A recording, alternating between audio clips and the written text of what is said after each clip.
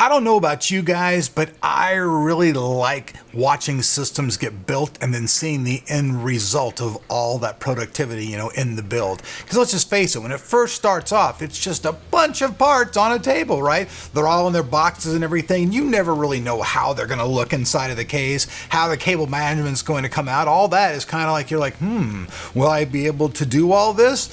And usually if you have a case that has enough room in it, you can do the cable management really, really nice. And this particular build that we're doing today, the same thing permeates over into this particular build.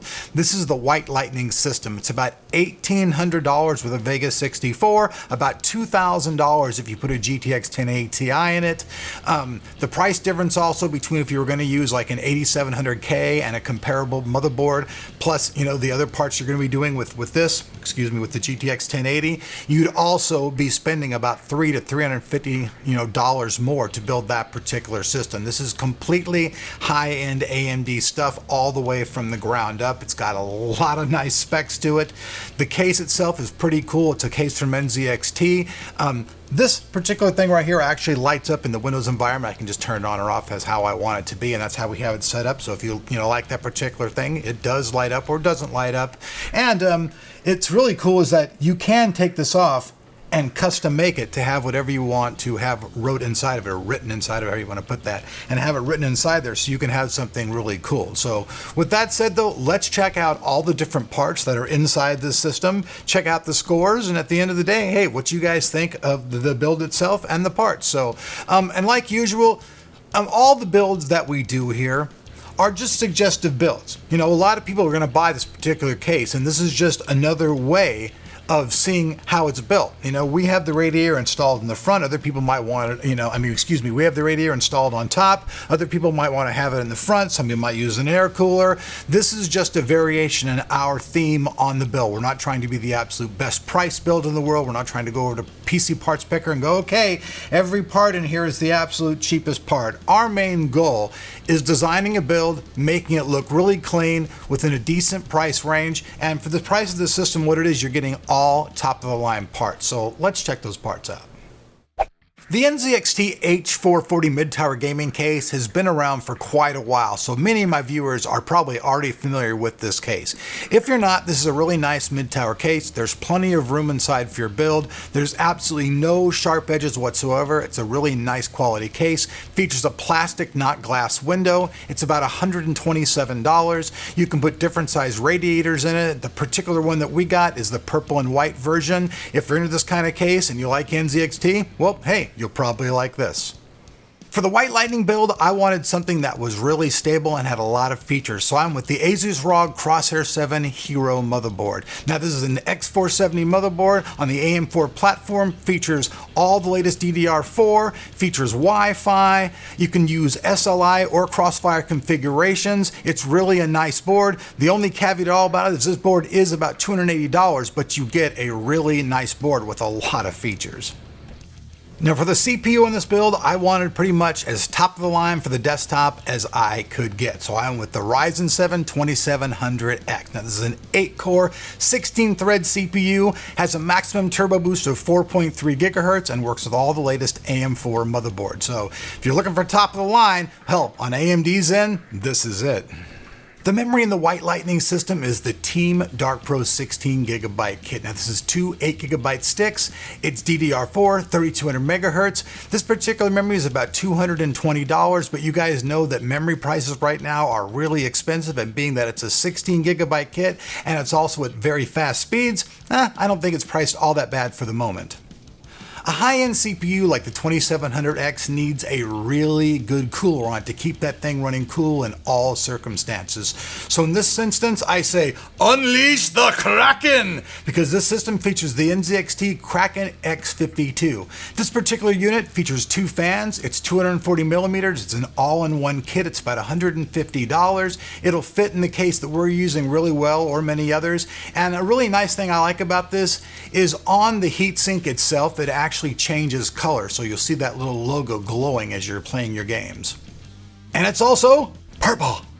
Featuring a Team Group 480 gigabyte SSD that was only $90, this is a really good deal, especially if you want an SSD for your boot drive. It's close to 500 gigabytes, so if you need just enough storage to put some of your games on, but not all of your games, this definitely will do the trick.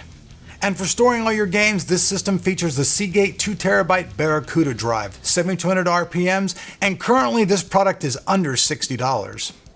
And even though you can't see the power supply because it's covered by this shroud, up underneath there, powering this unit is the EVGA Supernova 750.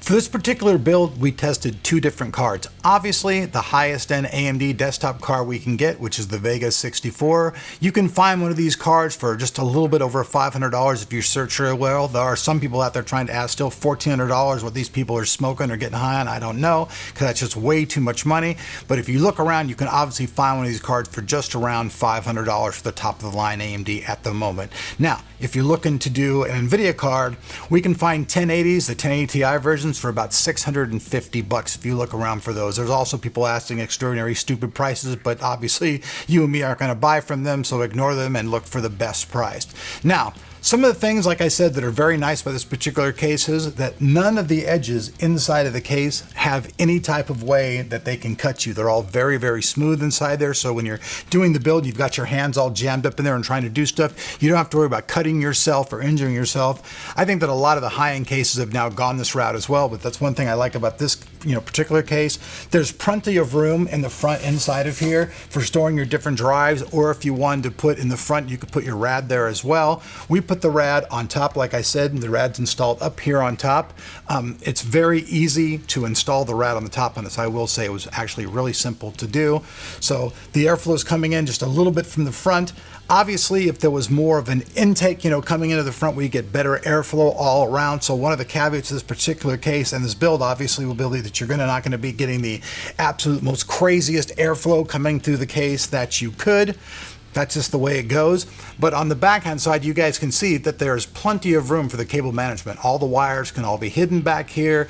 Everything can be hooked back up here simply and nicely. So when you're doing the cable management, all that kind of stuff, that's also pretty easy to do inside of this case. So those are some of the nice features about this particular build. Plus, as far as the heat and the temperature goes, the CPU itself, even at our full load, never got over 77. So that's pretty good, never over 77 Celsius.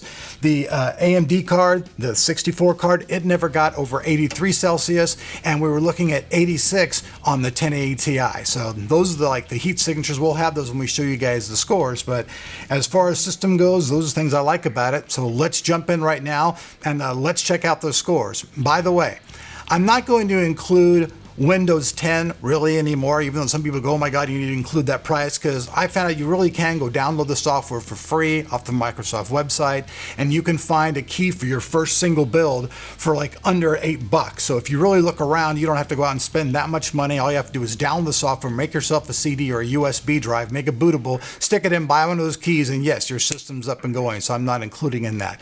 This has the latest version of Windows 10 with the anniversary and all those additions, and we use the very latest drivers for both video cards at the time of this build. But with that said, let's jump in and let's check out the scoring and see how well this system does in both gaming and in just general performance scores.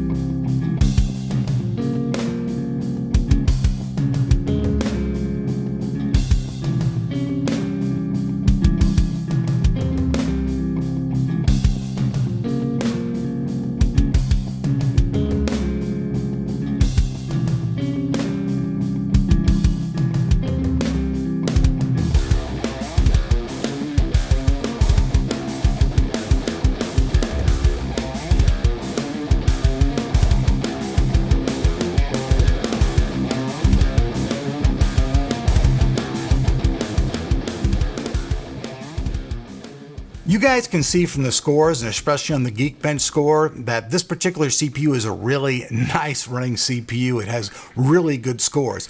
It's a little bit slower, like I said, than you're going to get with the 8700K, just a wee bit slower, but that CPU is also like $100 more expensive. This CPU runs at a really nice temperature, so it's not going to like burn your system up. However, even though it does come with the Wraith cooler when you buy it and you can use it, and that works okay, honestly, a good liquid cooler with 2 fans on it, a nice rad, will definitely keep it running much cooler in your system and give it a much longer lifespan. Like I said in the very beginning of this video, like, we're not trying to make the cheapest build on the planet. I know somebody can go over and you can go to PC Parts Picker and just go through there and look for the absolute cheapest part in the world, go, here's this build, but that's not what this is ever about on my channel. We're not ever about just trying to build the absolute dirt cheapest thing that you can find there.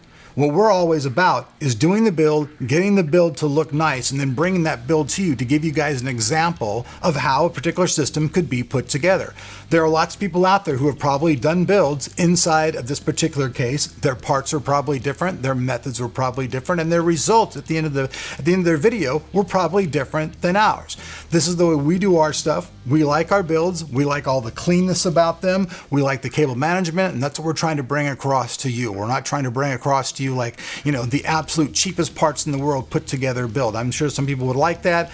I mean, maybe someday we'll do that, but that's not what we're about. Like I said before, this particular build, the way it is about $1,800 of everything that you see in it right now. If you want to go and use an NVIDIA card and get a 1080 Ti, it's going to cost you a few $100s more to do that. So, you know, you're looking at probably about $150 more if you want to go with an NVIDIA video card. So that's the video. This is the system, the white lighting. I think it looks really, really nice. The build came out nice. This particular system will do anything. It'll stream, it'll game, it'll render videos, it'll do all that stuff. So whether you're an editor, a streamer, any of that type of stuff, this particular CPU can handle it without any problem. And I'm really proud to see AMD just keep slowly, you know, closing that distance between them and Intel. I'm sure right here in the near future, we're going to see a time where AMD definitely passes Intel once again. I'm Eric. You've been watching Tech and Tomorrow. Like usual, underneath that like button, all you gotta do is hit it. There'll be more info about everything. We'll have every single solitary part that we used in this build listed down there. And like I've said before, you can change them around yourself and do your own type of build. So if you're into it, hey, check it out. Also, if you're not subbed to the channel, hey, please sub. We'd love to see you back on here. And if your notifications aren't turned on, hey, make sure you turn them on or you won't be seeing anybody's video. See ya.